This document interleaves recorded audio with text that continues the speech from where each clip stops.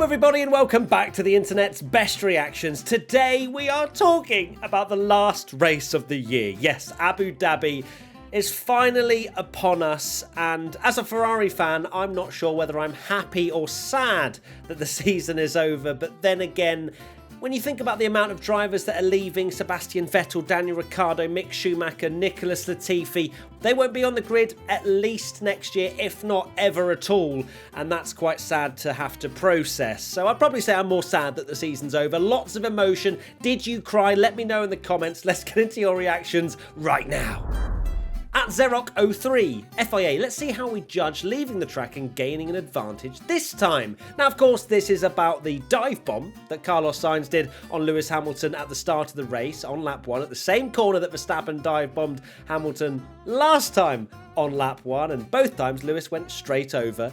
But this time, he had to give the position back. Now, the rules have been altered slightly, so maybe you can see why a different outcome was made. But either or, it actually caused probably Hamilton to retire at the end of the day. So, yeah, wasn't ideal for him. Can you believe as well that his winless streak is now over? It doesn't feel right. I feel like he did win a race this season, but he didn't. At Ashwick_Raj, Carlos runs Lewis wide. Look at me. It was probably one of the, not the only overtakes we saw, but this race was very much a, strategy. He might catch him by the end of the race, which, to be fair, left me not on the edge of my seat, but maybe slightly shuffled forward, where you're just a little bit intrigued, aren't you, to see how it unfolds. But Abu Dhabi's just such a bad track, isn't it? It's just, even with the new cars, no one could really, pull off a great move because of the reprofiled, where there used to be the triple chicane, just this kind of, with Parabolica. Didn't realise it was called that until today. And you just can't make a move through there, really. So, yeah, I just wish it wasn't the final race of the year.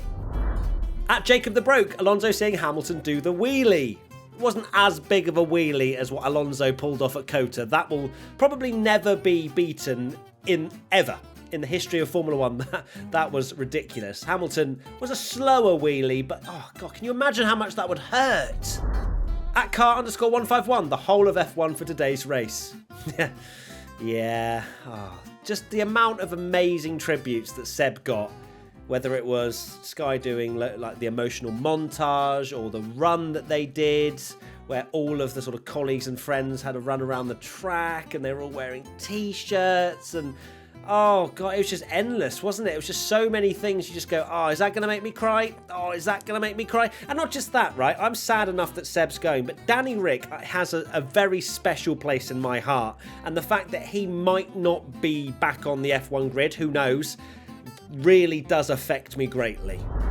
At 7th Tom, Seb in an Alpine sandwich. Now, at the start of the race, Fernando Alonso actually said pre-race that he was going to look after Vettel in the first lap and wasn't going to overtake him, which I found amazing. Great from Fernando, who also DNF'd and had another terrible, I mean, how much bad luck has that man got? It's just all in one season. I'd love to have seen what he could have managed had he not had the ridiculously bad luck that he was given. But then, yeah, Seb was fighting in an Alpine sandwich. You're thinking, where is that Aston Martin come from? And then Aston were like, we're going to give you a terrible strategy. At JPeach17, Russell overtaking Hamilton. Now, of course, this is a tongue-in-cheek sort of joke.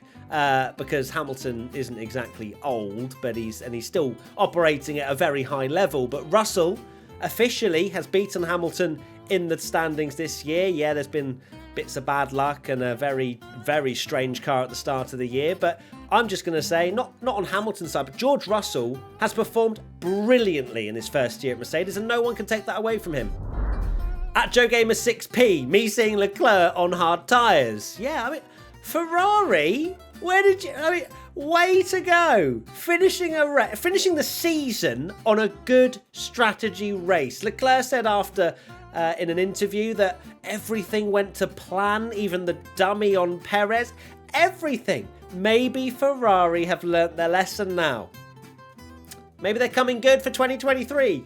Can you tell? I'm already getting ready for 2023 and the heartbreak that is just behind the door.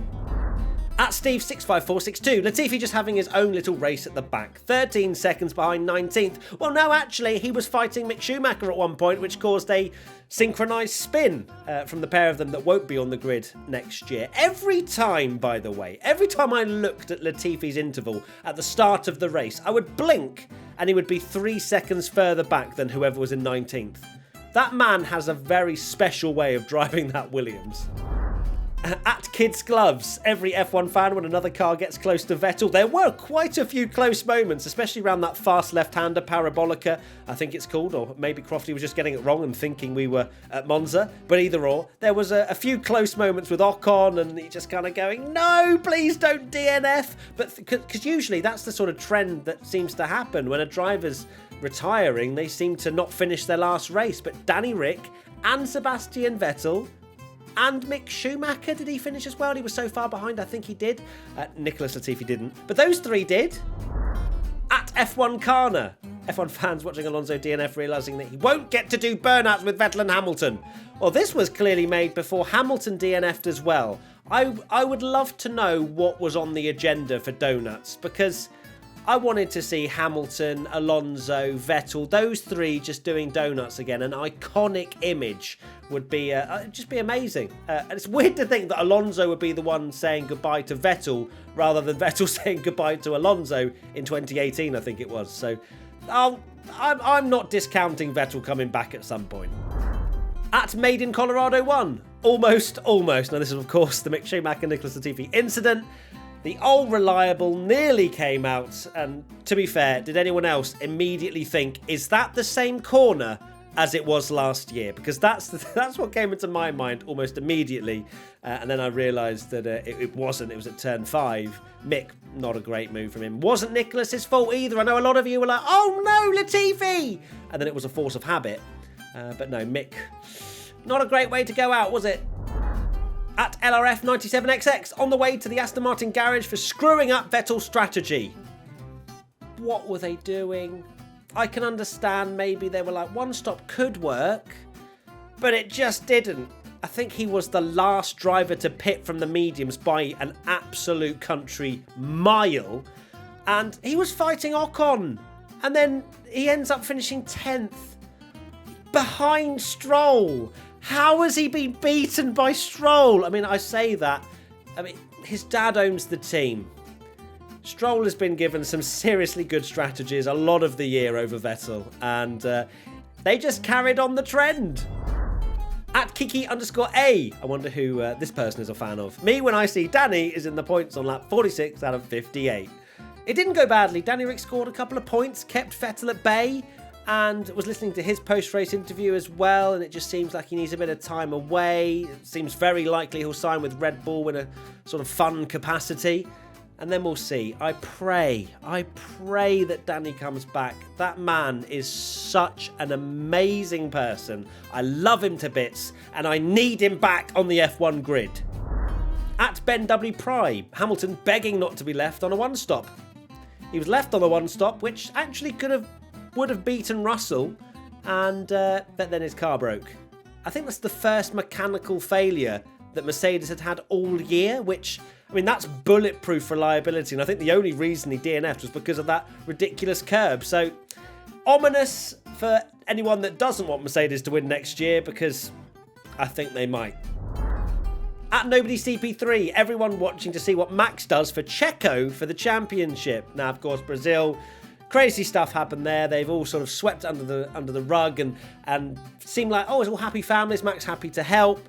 But the level of which Max was willing to go to was about right. I don't think anyone truly felt like it would be fair for Max to slow down from the lead to back Leclerc into Perez. I mean, that's just a bit crazy, if you ask me, because that would then put Max's win at risk.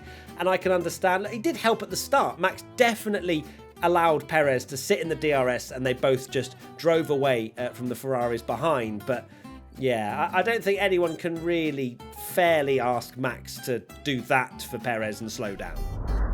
At Chante_Poppy, never going to forget Aston Martin for fumbling Seb's last points finish. Oh dear. Yeah, it's you could tell as well with Seb's post-race interview that as much as they were talking about his legacy and his 4 championships, he was still a bit bitter that Aston had screwed his strategy. At Mr. Aidan Rule. Now, Aidan, he's done a few videos for us, actually, in the past. And, well, he said that if Lewis goes winless, I'll do a naked lap of Silverstone. Never gonna happen. Is that never gonna happen that you're not gonna run naked round Silverstone, or that Hamilton, of course, is going to get a win at some point this season? Either or, Aidan, we are now waiting to see, not hopefully blurred, your naked lap of Silverstone. Who has won Tweet of the Week? Right, Tweet of the Week time now, and it goes to at Bents1780938. F1 fans have their priorities. Look, I need to talk about this because I made a prediction that Latifi would finish ahead of someone. Okay, obviously not DNFs, but technically Hamilton retired so late into the race that he would still be classified, and I started celebrating on the watch-along that Latifi's going to beat someone, and Hamilton of all people, only for Latifi to retire on the final lap. Why? At Arjun Mehta, the end of an era. Yeah, 103 days, I think it is, if I'm not wrong, if my maths serves me well, until we get going again. What on earth are we going to do for 3 months? At ATR Ridgeway, Checo looking at the camera like it's an awkward episode of The Office. Yeah, he broke was it the 3rd wall, the 4th wall, or something like that, where you look down the camera and, am I doing it right now? But then technically I'm talking to you. Either or, a weird moment. At Victor_073, me hearing Crofty say, but here comes Sebastian Vettel again. I love how he dropped that in commentary. I wonder if he's had a conversation at dinner or something and you go, you have to say, but here comes Sebastian Vettel if he's making an overtake. And didn't hit as quite the same because Seb was, of course, fighting for the win at Spa when that was happening. But either or, we saw some overtakes from Seb, even if it meant Aston Martin had given him a terrible strategy. Oh, dear. What an emotional day. At Nilshar248, watching Hamilton retire to give Seb the last points place. I can't believe we had to rely on Hamilton retiring for Seb to get points when he was running in such a solid sort of 7th or 8th place. I think he was in 4th at one point at the start when a few people had pit, and I was hoping, let's get a safety car out. Nope. No, Aston just forgot to pit him. At Adam Fahey 8, Latifi in the wall, 2021 flashbacks intensify. They certainly did. At Paddock Passion, Lewis to the W13 after this race. I think he said he can't wait till the end of Tuesday to never drive that car again. Look, I will happily drive that car for fun. And I think a lot of you, if not all of you watching, would do the same. Like, Lewis, I know it's not your best car, but it's a Formula 1 car and it looks quite fun to drive. It's time for Social Media Team Championship. Right, Social Media Team Championship time now. Let's dive into who has scored points in the final race of the season. In 3rd place, we have Haas F1. Donuts. And I actually don't think Mick was allowed to do these donuts because they came over the team radio and told him to stop doing donuts.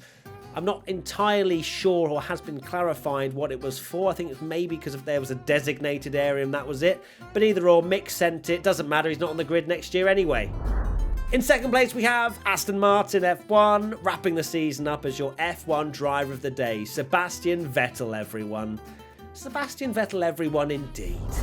And finally, the winners of the Social Media Team Championship for the Abu Dhabi Grand Prix are Red Bull Racing. Now, I love this picture. The last dance. It's, yeah, that's tugging on the heartstrings quite a bit, isn't it? And definitely deserves maximum points. That's 1 point for Haas, 2 points for Aston Martin, and 3 points for Red Bull. And now it's time for Race Rundown with your host, Matthew Gallagher. Okay, here we go then. Race rundown time for the final time this year. I cannot wait to bash this out in one go. Here we go. The finishers of the Abu Dhabi Grand Prix were Verstappen, Leclerc, Perez, Sainz, Russell. Verstappen, Leclerc, Perez, Sainz, Russell, Norris. Why do I always call him Soris? What's wrong with me? Verstappen, Leclerc, Perez, Sainz, Russell, Norris. Verstappen, Leclerc, Perez, Sainz, Russell, Norris, Ocon, Stroll, Ricciardo, Vettel. Verstappen, Leclerc, Perez, Sainz, Russell, Norris, Ocon, Stroll, Ricciardo. I'm finally lost it. Verstappen, Leclerc, Perez, Sainz, Russell, Norris, Ocon, Stroll, Ricciardo, Vettel, Tsunoda, Joe, Albon, Gasly, Bottas, Schumacher, Magnussen, and Hamilton. No, Hamilton, forget it. Hamilton didn't finish. DNF. Okay, ignore that last bit. I did more than I should have. The non-finishes were Hamilton, Latifi, Alonso. Lovely. Right, that is it. Thank you so much for watching the internet's best reactions, not only to the Abu Dhabi Grand Prix, but to the season as a whole. It's been another whirlwind of a year, Ferrari being there, you seeing all of the emotions that I feel straight up, whether it's on live streams, internet's best reactions, podcasts, whatever. I just want to thank absolutely every single one of you, whether you've watched the whole season, half, even one episode. It means the absolute world to do this and talk about Formula One, and for whatever reason you guys decide to listen to what I say. Sometimes, of course, but that is it. I can't believe it's over. Another season awaits in 2023. 103 days to go. Lots of love, and we'll see you very soon for another video. Bye! And bye Seb, bye Danny Rick, bye Nicholas Latifi, and bye Mick Schumacher.